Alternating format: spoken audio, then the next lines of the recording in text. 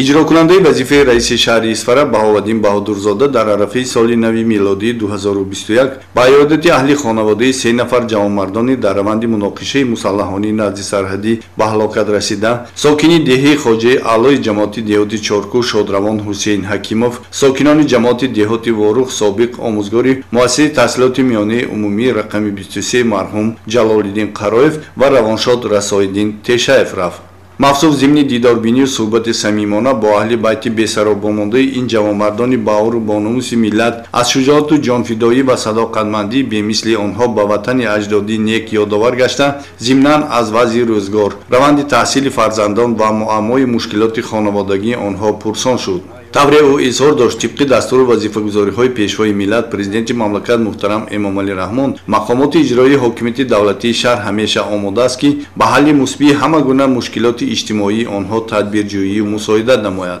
بهاءالدین بهادرزاده به اهل عائله حسین حکیموف، جلال‌الدین قرایف و رسایالدین تشایف مواد خوراکواری، مبلغ پولی و به فرزندانشان تحفه‌های سال نو تقدیم نموده، ضمناً تاکید داشت که در اتاق کاری او همیشه برای آنها باز است. او همچنان رئیسان جماعت‌های دهاتی چارکوه و واروخ را دیگر باره وظیفه‌دار نمود که احوال و شرایط زندگی آنها را تحت نظر دائمی خود قرار داده آنها را همه جهت کمک و دستگیری نمایند. تذکر باید داد که قبل از این ایادت اجرا کننده وظیفه رئیس شهر اسفره بهاءالدین بهادرزاده کمک پولی 1 ساله برای فرزندان نابالغ شهید گشتگان را به صورت حساب بانکی آنها انتقال داد که از حساب بودجت محلی علاوه به نفقه اجتماعیشان پرداخت می‌گردد.